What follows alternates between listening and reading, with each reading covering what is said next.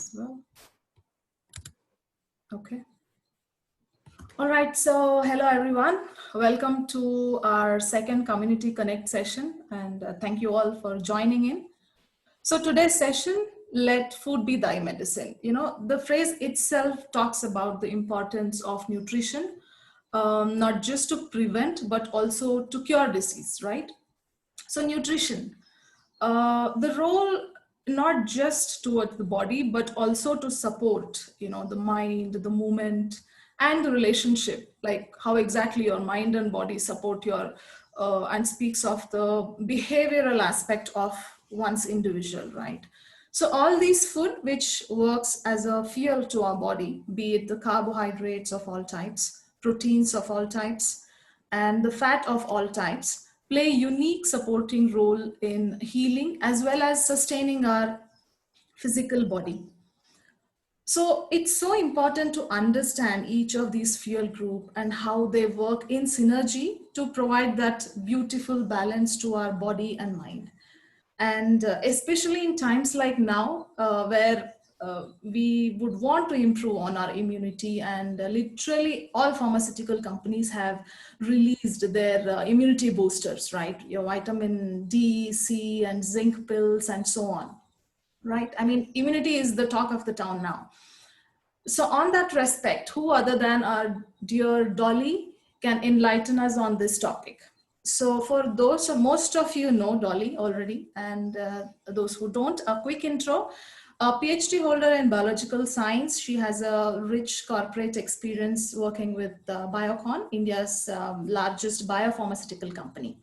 So somebody who has researched so much on nutrition to its core, somebody who has a unique point of view towards the same. So it's a pleasure to hear Dolly talk about this subject, and thank you very much, Dolly, for initiating it. So over to you, and I'll be sharing the screen now, and we can get started. Let me know once you can share my screen. Once you can see my screen, yes.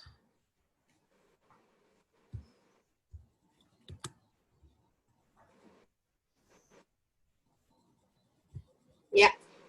And right, so. Can we just go back a couple of slides, Bareja? That's right. Yeah. So am I audible? Yes, clear. Hi, friends at Lakeshore. It's indeed a pleasure for me to speak to all of you today. Firstly, let me thank Pavitra for coordinating this talk today, and also profusely thank all of you for having set aside time on a Sunday morning to listen to me. I do hope your time will be well spent over the next 30, 40 minutes. Now, I'd like this to be an interactive session, although I will speak to begin with. But as we go along, I would like people to interact as well, depending on the need. There will be a Q&A session also towards the end. But nonetheless, please feel free to ask whatever you would like to, and I would try to answer it to the best of my ability. And if not, I will try to find out and get back to you. So once again, thank you very much for joining in. And let's all collectively look forward to this session of Let Food Be Thy Medicine. Now that sounds like a cliche statement as well. Yes, let food be thy medicine. Well, I think our lives depend on food, right? I think the very sustenance, be it the most microscopic creature to the macroscopic one, needs food for its sustenance. So typically, we do all consume food in various forms. Now, how is that food going to be medicine? That's a big question mark. Next, Pavitra.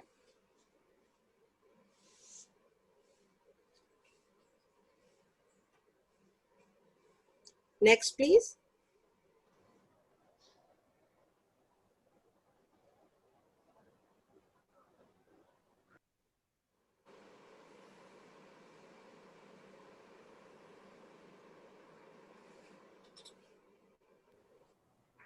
Pavi, you have to move the slide.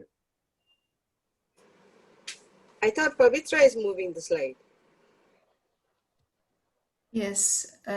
Which slide? Is it the definition or the today's world? No, after the second slide, just after let food be thy medicine. Pavi, you can put it on slideshow. It is on slideshow. You're not able to see it as so? No, we are seeing the PPT window. Yeah. Is this better? Yeah, this is it. This is the next one. And actually, yeah, if you have slideshow, maybe it'll be better. Yeah. No, click on F5, no? Arey no, Baba, I did an F5, but I think I have done the screen sharing of only the, let me stop the screen share and share it. Pavitra, you might be sharing the wrong window.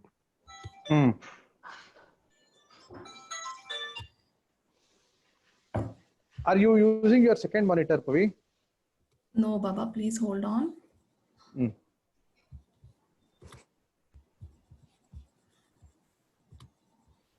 Yes, now it should be fine. Yeah. Perfect, perfect.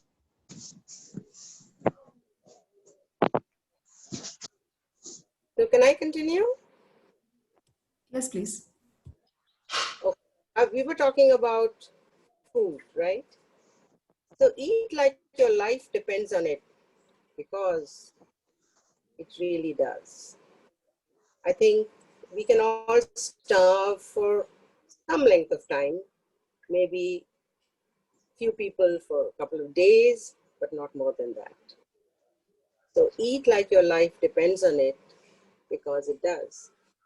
But what is it that we would like to eat? And how is it that this very nutrition that we get can also work as medicine? Well, let's go back to the ancient times. Next, Pavitra.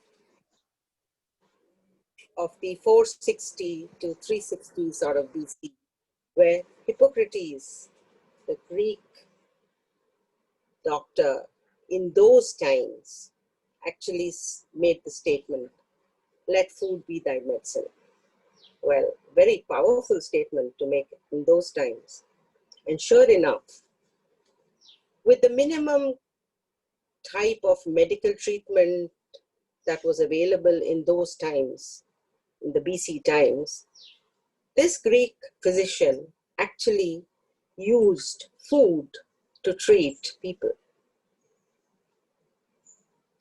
We've come a long way from that and have succumbed to many things that we should have and maybe shouldn't have, leading to various changes in our ways of nutrition, lifestyle, etc. Next. So let's look at a simple thing. I go a step back to the primary definition of food. Now, I think the Oxford Dictionary or any basic dictionary defines food as anything nutritious, the substance that people or animals eat or drink, or plants absorb in order to maintain life and thereby grow. And what's the definition of medicine? The science of practice of the diagnosis, treatment, and prevention of disease. Well, we are trying to amalgamate these two and see how one can work with the other. In some cases, even replace the other, the former replacing the latter. Next. So now, it's a slightly grim scenario. Let's look at today's world. I'm not talking about the loom and gloom over the last 6 months with the coronavirus or the COVID-19 eclipsing the world to the extent it has. But just let's look at the world today. Our lifestyles have forced the worst scenario that we are faced with. Now, it's not our fault many times. We are driven by a system which has, so to speak, evolved. If you really look at the Darwinian principles of survival of the fittest, that's typically what has driven the world to evolve the way it has. Our lifestyles have definitely made us what we are today. And what propels those lifestyles? It's our work life, our personal life, our methods of belief, our practices, our food habits, many things. Sadly, because of this, we have generated in ourselves, both as individuals and as a human race, a high level of stress. And we do know that stress is the worst enemy of mankind. Not mankind, of any living creature. So what happens? As time has evolved, the medicines have also evolved. And therefore, we do use medicines, and sometimes these very medicines overtake our food and nutrition. And that's a sad state to be in, where we just pop a pill whenever we think we're slightly unwell. We don't give our own bodies its natural healing process. We do not have the patience for that. We just look at a prescription. Oh, first of all, let me make a disclaimer. All due respects, I have the highest regard for the medical fraternity. Without them, we would not be alive today. Our longevity has gone way beyond expectation because of doctors and medicines. So that's a bottom line disclaimer to my talk. Coming back to what I'm saying, medicine in many cases now overtakes nutrition because we don't have the time, or we don't have possibly the interest either. We'd like to just get on. I have a headache, I just pop a pill. I have a tummy ache, I just pop a pill. I have a leg ache, I just pop a pill. Any ache is pill popping. Now that is really resulting in many, many downfalls in our own lives. We all know, right from childhood, I would say, maybe from our early school years, that drugs, however good they may be, I've worked in the drug industry. I personally worked with the manufacturer of cardiovascular drugs, but I also know, whilst we sold them in tons, that they have their own side effects. May not be immediate, but long term. They address the particular disease, but they damage something else alongside. Now, the kind of balance that one would have to adopt is try to see whether the disease is worse or the drug. There again, some of us are informed, many of us aren't. We have faith in the medical system, and so be it. So that's the current world scenario largely. Although a lot of things are changing, people are recognizing the downside of medicine. Next. So what should one do? That would be the next question. Now let's look at two things. One is the fear factor. Now we are comfortable with what has been prescribed by a doctor we trust. And therefore, when it's working, we are resistant to change. And that's typical of human beings particularly. We do not, because we have that organ on the top of us called the brain. And that drives some of our thinking, not sometimes in not so good a manner. So the resistance to change, the fear, why it's working, let me just continue. No matter what I read, no matter what I hear, no matter what somebody counsels, no, it's working, let me just continue. I pop that pill for something, be it a chronic ailment or a short-term ailment or whatever. Now there's another sect of people or another methodology, the courage to change. Now that requires a lot. Do we have that courage to change? Well, I pose this question back to my dear friends in the community. Which of the two would we like to follow? Can I hear something? I've just paused. The signals that are emanating is yes. we have the courage to change. I know we live in such a powerful community as Lakeshore Homes.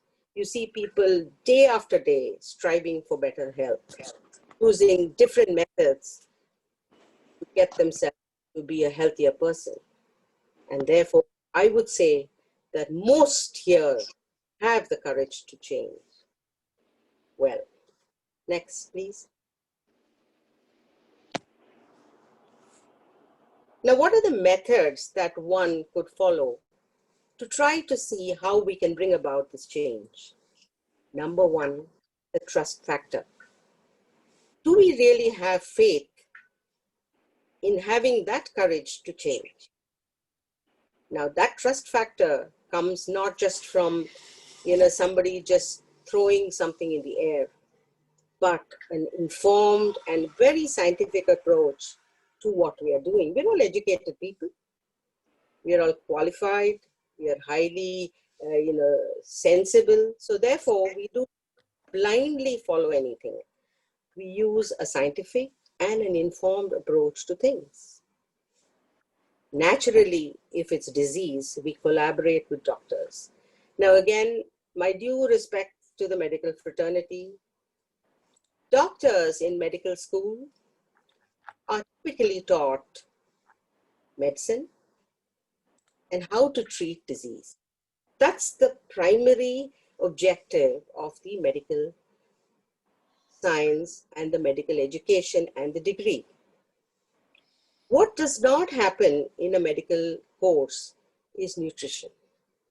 Typically, a doctor is taught to treat the ailment with medicines.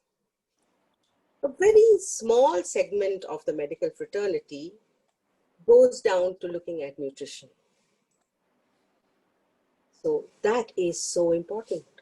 Unfortunately, the medical degree itself is so tedious that there isn't much time left to look at nutrition. So integrating nutrition and medicine is what is most important. So collaborating with the medical fraternity, collaborating with our doctors, with our physicians, personal or community-wise, is extremely important. And above all, we need to test these things ourselves. See, we are all basically deep down scientists. We may have gone into law, we may have gone into finance, may have gone into IT, etc., etc. But just step back. We all are scientists, basically.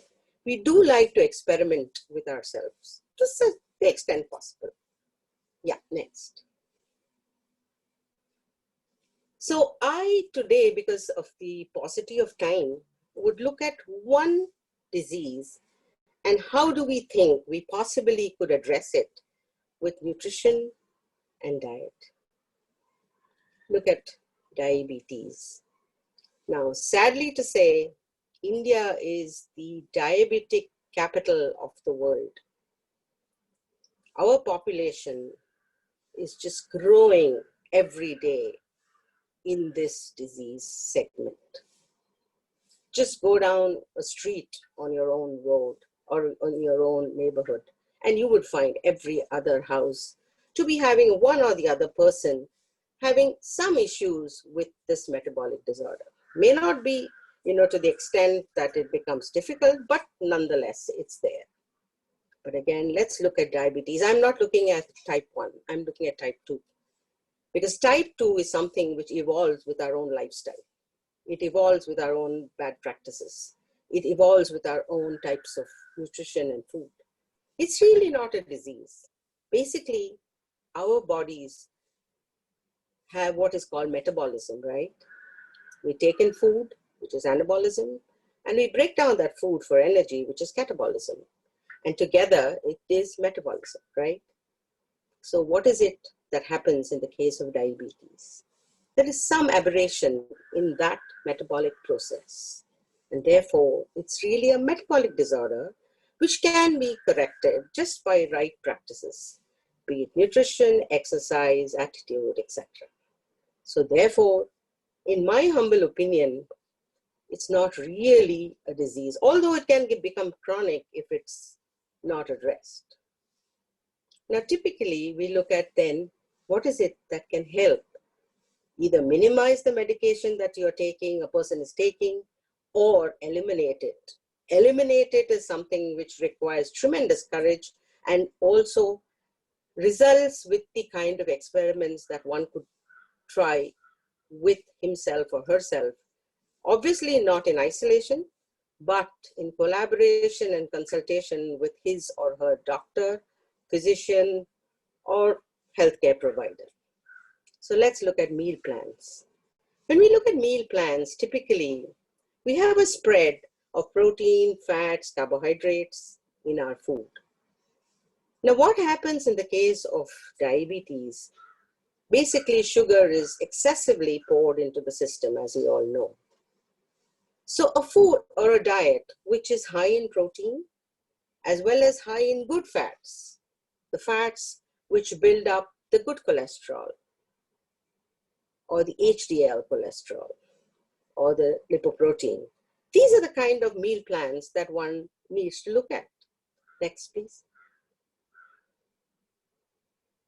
So I could give examples, and I think all of us here know some of these examples and many more. If you look at vegetarians, you look at milk and milk products, you look at pulses. For non-vegetarians, you look at eggs, fish, chicken, etc., etc. Now, what are the good fats? Nuts, coconut oil, desi ghee, seeds, etc., etc. And fiber, psyllium husk, chia seeds, greens, etc., etc. Now, it's a good balance of all these three, which can help us address this metabolic disorder. Next, please. So I'm just going again, shifting gears a little bit into what's happening today, literally today.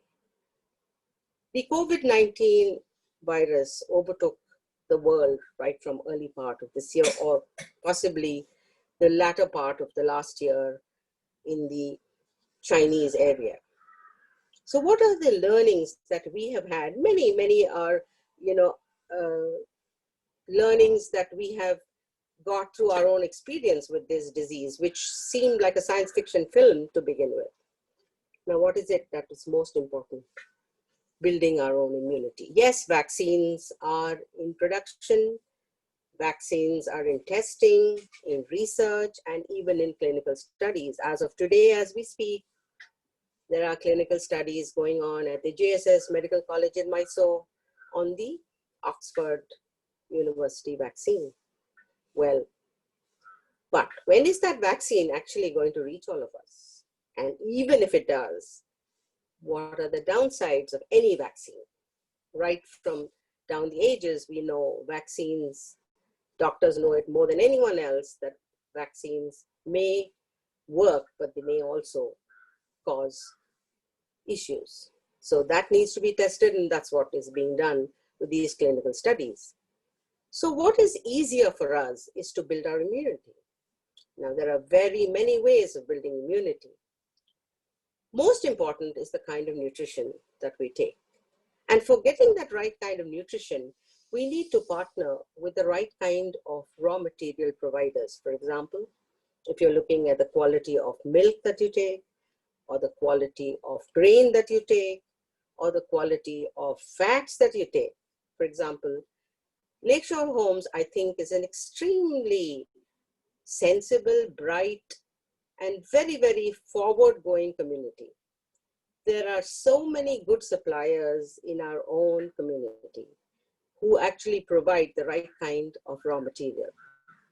It could be, the fats, as I said, the cold-pressed oils, the kind of butter, the kind of ghee, etc., as well as other grocery items. So therefore, partnering with the right suppliers so that you do get the highest quality of raw material or food to thereafter make our own, diets. Obviously, collaborating with doctors. If you get onto a plan like this, where you think, or we think, that we can replace the medicines with the right kind of nutrition, we need to definitely collaborate with our doctors Most doctors today are beginning to realize that it's not just administering medicine to a patient, unless of course it's an epidemic and things like that, but I'm talking about lifestyle diseases or chronic ailments. They do collaborate with their patients and try to work out a via media where the medicine works along with the kind of food that the person takes. Now, obviously, we need to test this out on ourselves. I can tell you, I do not want to quote examples in terms of specific names, but there are people who have really benefited by doing the right kind of food practices and therefore reducing and possibly eliminating the drugs they've been taking for years.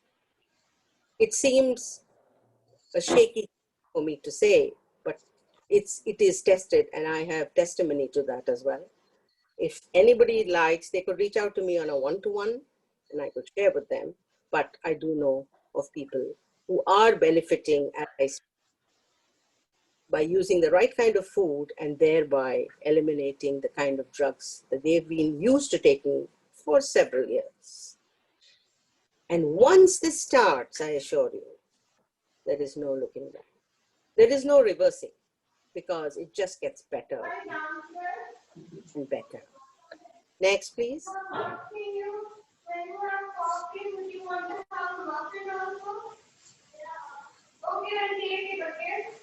This some not on mute. Somebody on mute.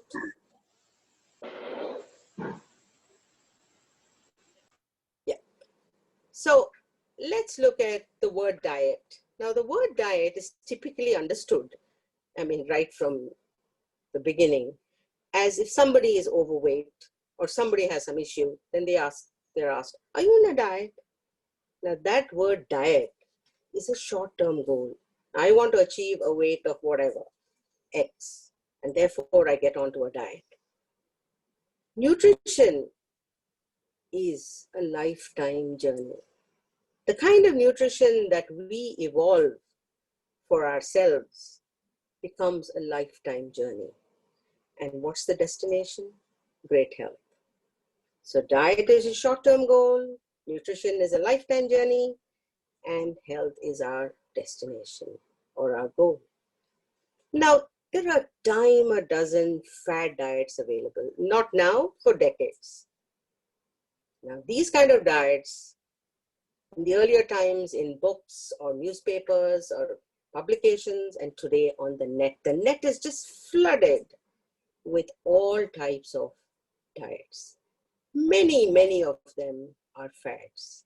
And so let's be very careful. Google is a great, service, but if we do not do it in the right manner, these very fad diets can play havoc.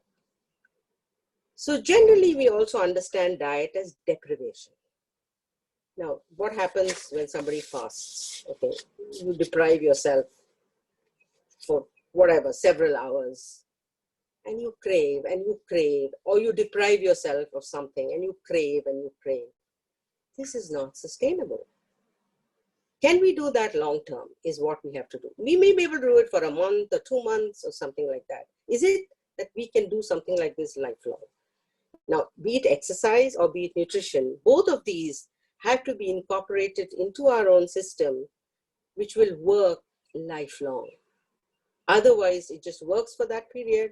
And once you succumb to reversing, then it just goes back to square one.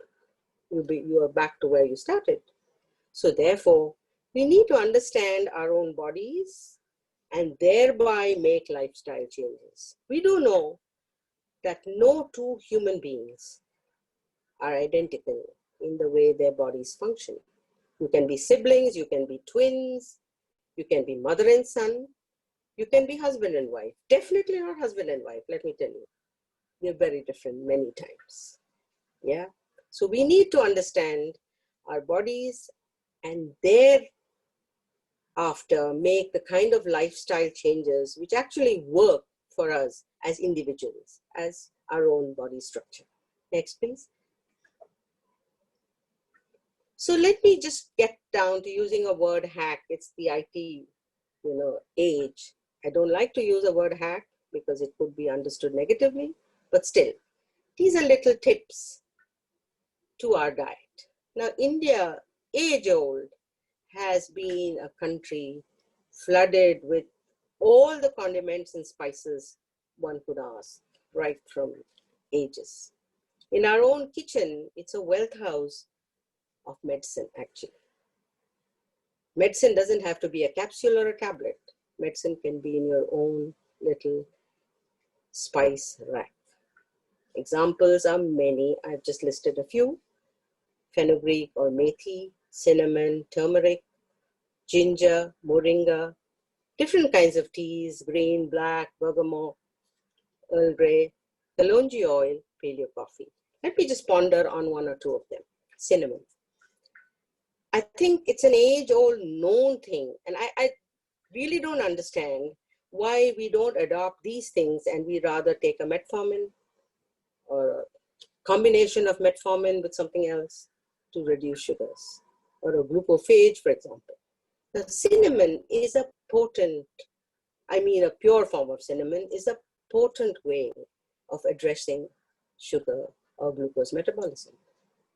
A spoonful of cinnamon in warm water works wonders if taken regularly, systematically, at a specific time. Studies have been done. There's a lot of science and research behind it where cinnamon really works to metabolize sugars. And you just get those very same people to check their sugar levels over a period of time. It could be your glycated hemoglobin, HbA1c, over 3 months, and you will see a distinct change in this. Ginger, moringa, the good old drumstick tree leaf, teas. Now let me step back and talk about something called kalonji oil. Now this may not be very well known across, although many people, what happened? No battery. Okay. Sorry, there was a problem in my own system. There seems to be low battery. Okay, so coming back to kalonji oil. I had read a lot about this little black seed, which, is there in our kitchen cupboard and used in our own Indian cooking. It could be in curries, or it could be in rotis or puris or whatever. Now, kalonji oil, or the nigella seed, is extremely effective in managing sugars and bringing down sugars. So what I did, this is what I meant by partnering with suppliers. We have a source of cold pressed oils. Many of our neighbors and residents are part of a group which is called Jeev Cold Pressed Oils. Now the lady who drives this business is a very sensible lady herself. And her aunt is the one who actually produces these oils in Hyderabad, in Coimbatore. So I reached out to her a few months ago and told her whether, because kalonji oil was not easily available, and our good old friend Amazon, I could not take a chance with something as important as this without knowing the source of that particular product. So I asked Lavanya, who runs this business, to actually try to press kalonji, the black seeds, and see whether she could get oil. And she put her mind to it. Took her about 6 weeks, but she did produce kalonji oil. Excellent quality kalonji oil, which we use at home as well, and she's thrown it open to the community. So kalonji oil, there are a lot of studies which also done worldwide, which help in bringing your sugar levels down.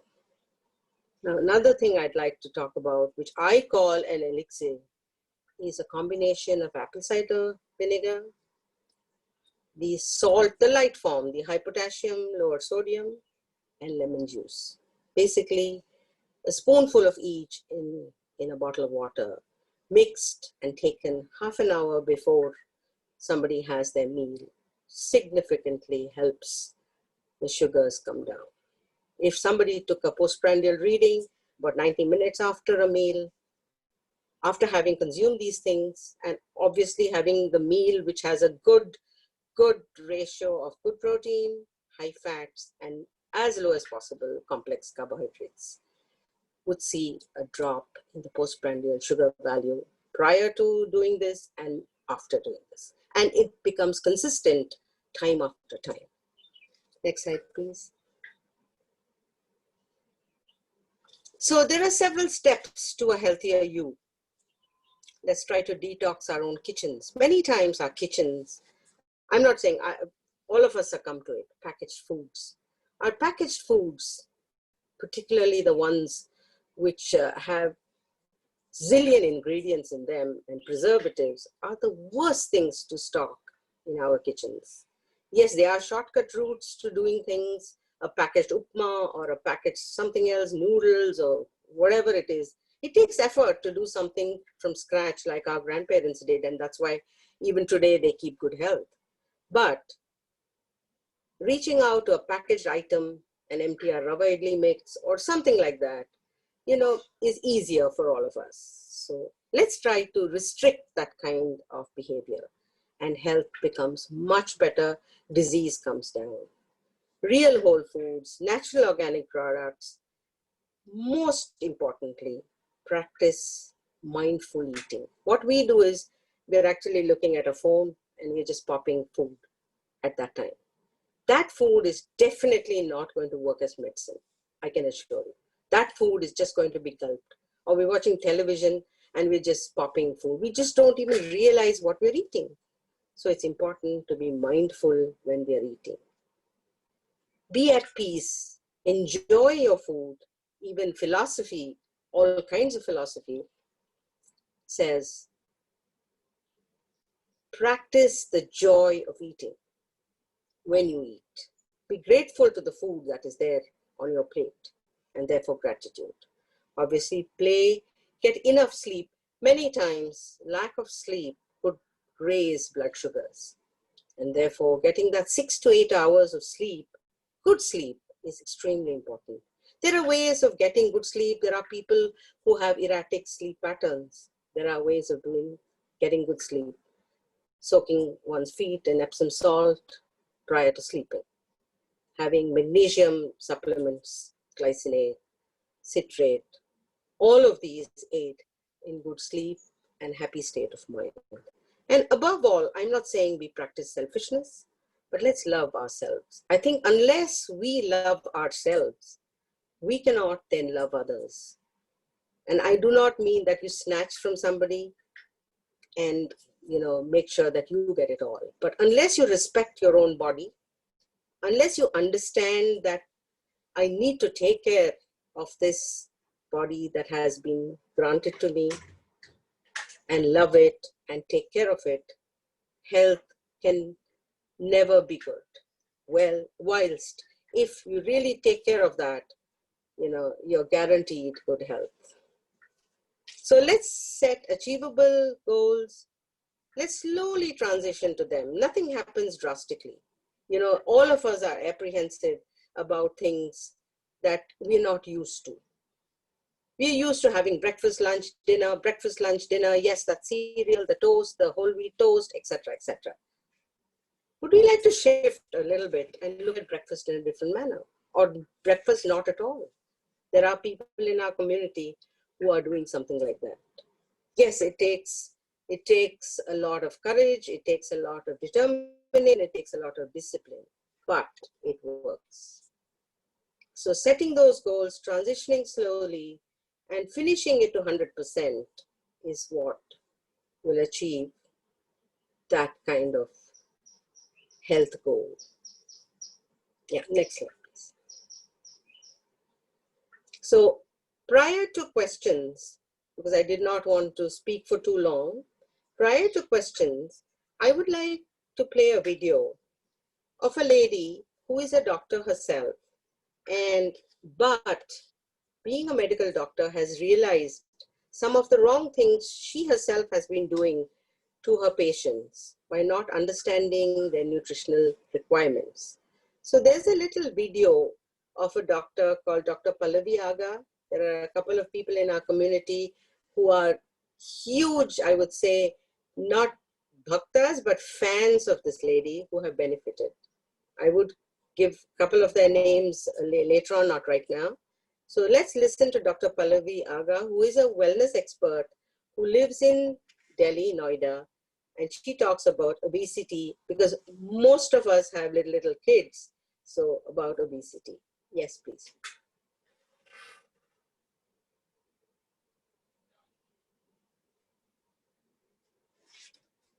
It's not audible.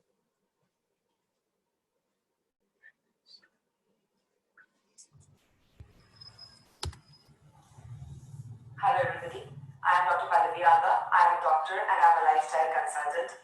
Today on the occasion of World Obesity Day, there is something very important I would like to share with all of you कि obesity एक बीमारी की तरह, एक epidemic की तरह इसने हमारी country में जड़ पकड़ ली है.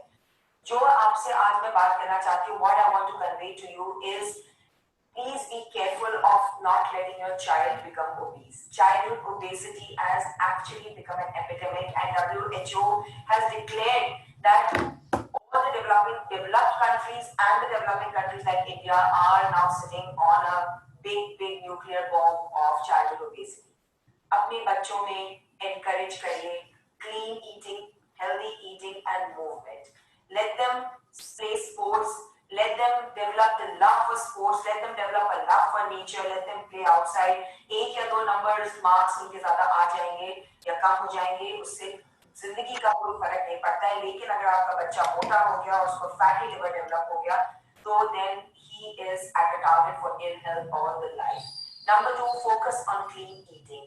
मैं जब मार्केट जाती हूँ, I see a lot of mothers जो अपने बच्चों के लिए out of love, it's not out of anything, it's out of love and ignorance, वो अपने बच्चों के लिए junk food, chocolates, Cola, soft drinks खरीद रही होती हैं क्योंकि बच्चा जिद कर रहा होता है. एंड वो मदर्स कहती है मैम हमारा बच्चा समझता नहीं है.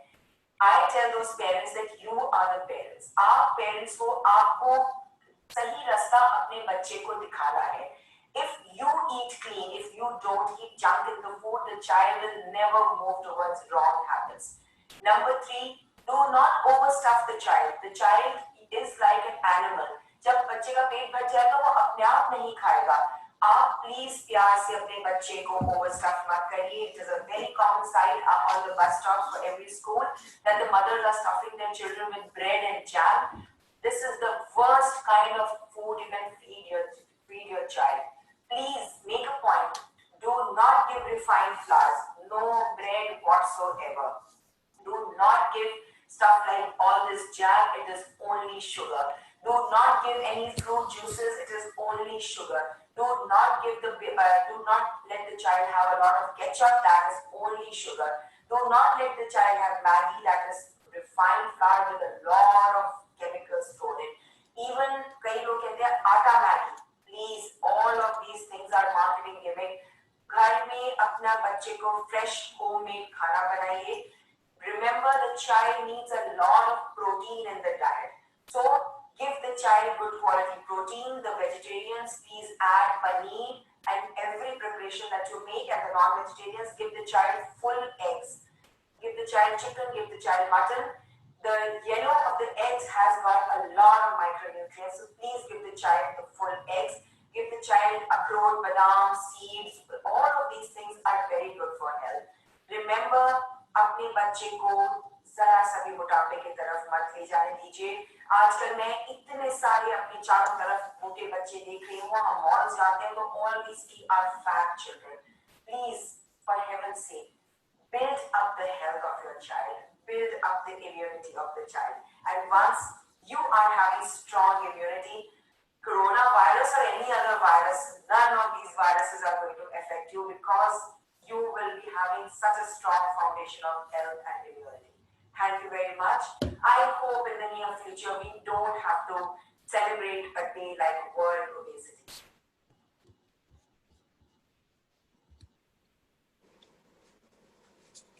So that little clip, am I audible? Yes, Dolly. Yeah.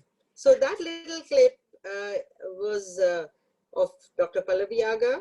And if any of you want to reach out to her, I can tell you there are examples in our own community where people have benefited from her consultation.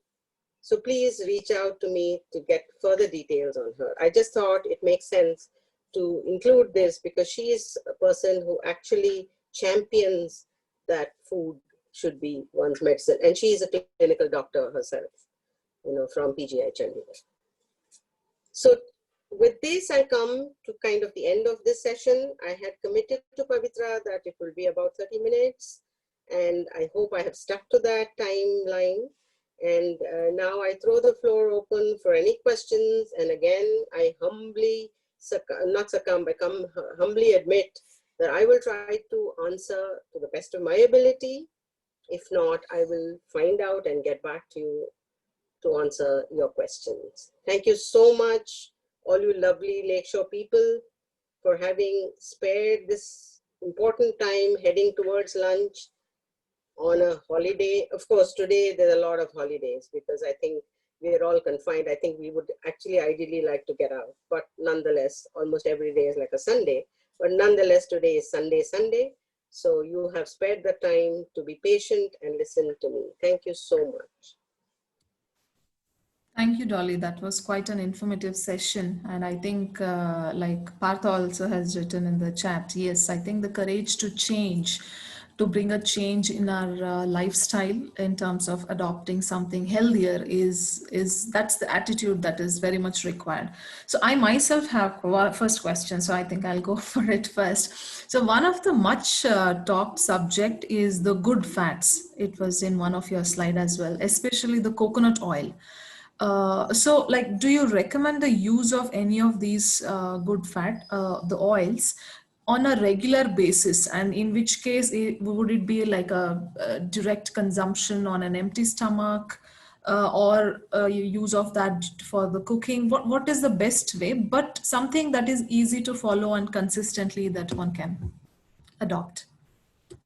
Excellent question, Pavi. I personally have started practicing something like this. Now, for example, of course, the kind of coconut oil that you have is very important. It has to be cold pressed. It has to be, very in its purest form. I believe that we need to invest a little in terms of the quality of oil that we use. Now, coconut oil, there are very many ways of taking coconut oil. Largely touted practice of taking coconut oil in its raw form is to do the coconut oil swishing itself right early in the morning. That's not easy to do. I haven't started it myself, but I would like to, pluck up more courage to be able to do it.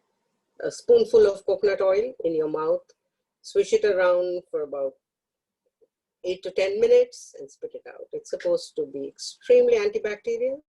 Also cleans up the teeth. It also purifies the gums. So that's one ritual if somebody.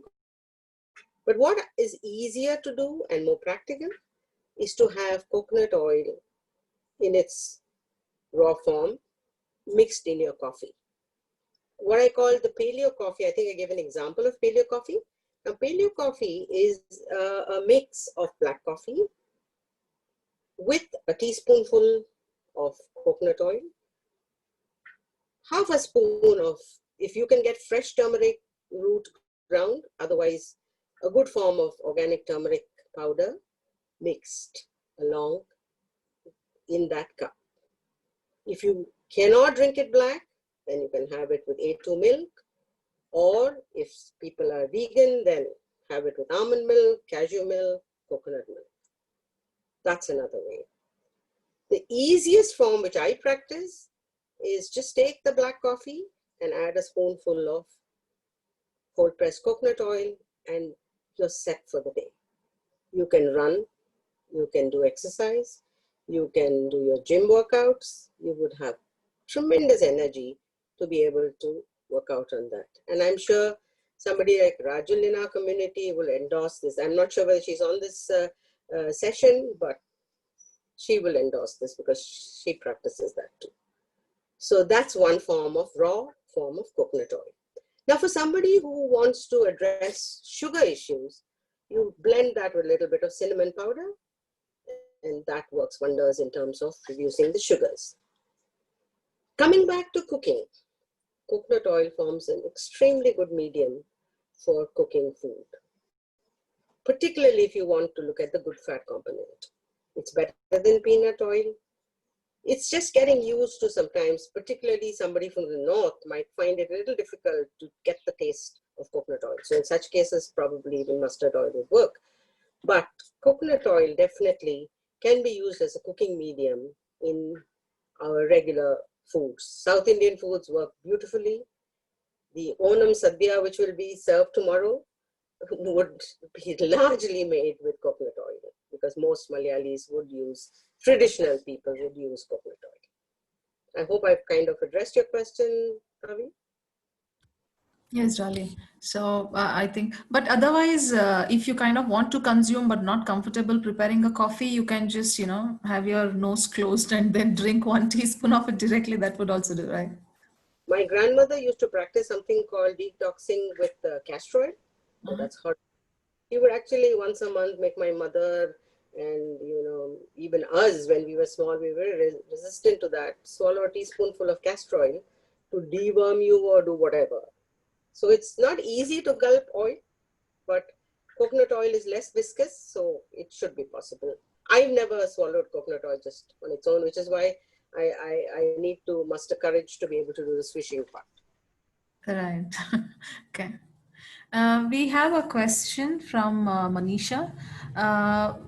Any recommendations for increasing vitamin D absorption in body? Oh, wow. That's a brilliant question.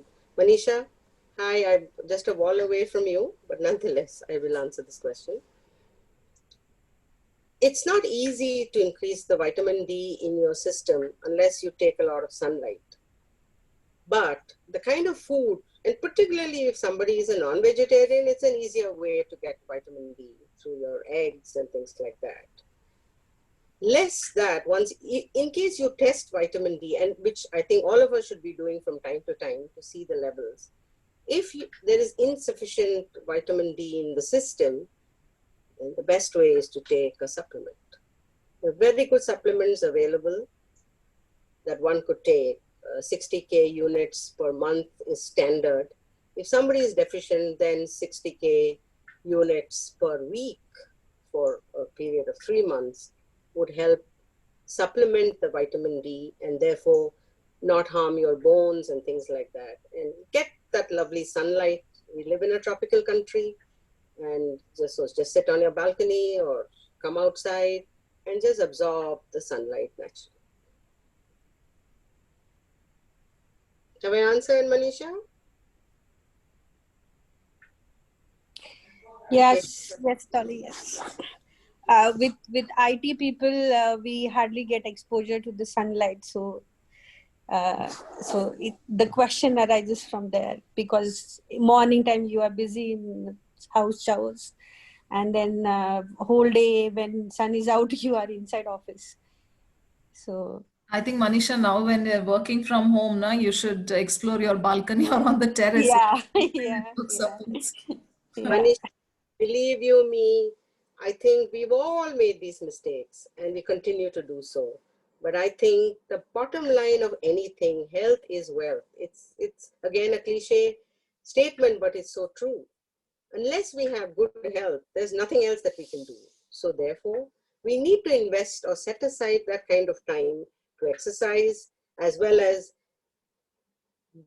try to soak in that sunlight for some time and get that vitamin D. That investment, I know I have somebody from that sector in our house itself. So IT people tend to be, confined to their desks and chairs, and therefore they get all the syndromes in the world. But nonetheless, they need to step out of that chair. They need to step out from staring at that screen to actually looking at nature. And we are flooded with it in our community. Just look around and just absorb that sunlight for that duration of time. 10 to 15 minutes a day is adequate. thank you. You're welcome.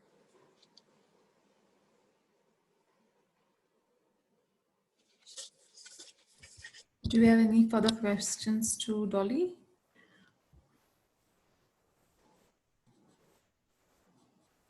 But I think it's an excellent session, Dolly, because, you know, it kind of makes you think, like, is there any small bit that I can, you know, adopt maybe first thing in the morning or just before going to bed, right? That it's really nice to connect and discuss on things. So item any particular, yeah. Yeah, he got Hello. 30 minutes. Yeah. Yeah, this is Isha. And I just have my point of view, or it's coming from acupuncture background probably, which I would like to share here and open for any opinion.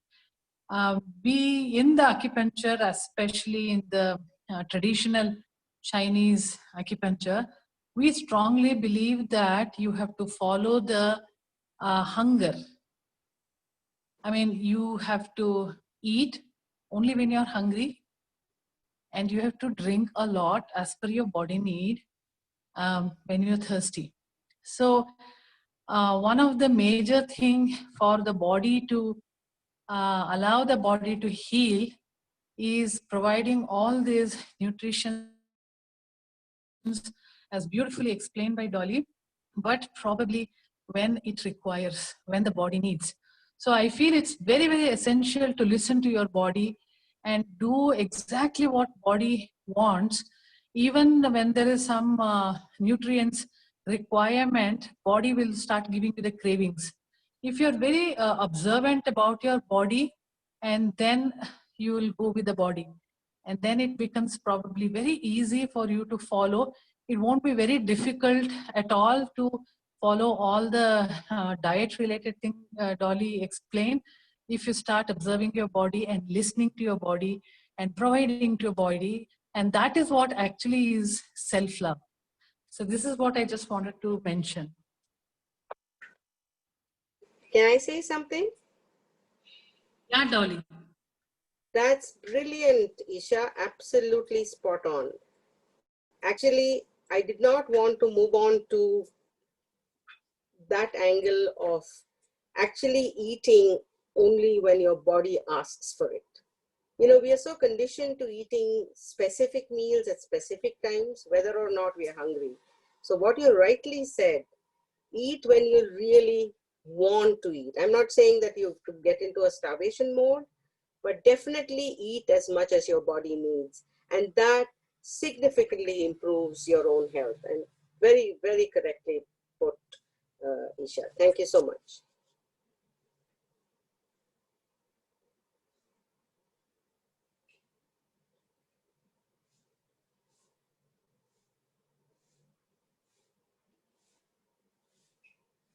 Hello? Hello? Yeah, we can hear you. Any other questions, guys?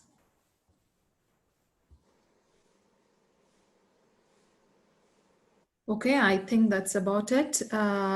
If you have any specific questions, Dolly is very much reachable to all of us in the layout, so we can, you know, ping her anytime and discuss, you know, content in depth, right?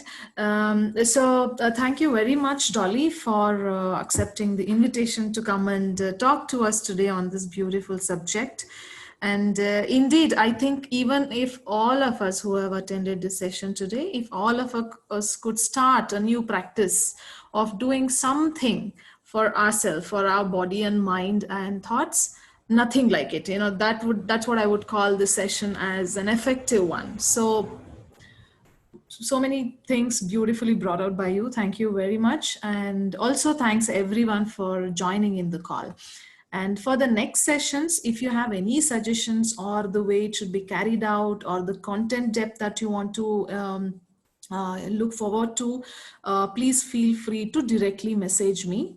Yeah, the plan is to have such talk on various topics of health and finance or lifestyle, a lot of things, right?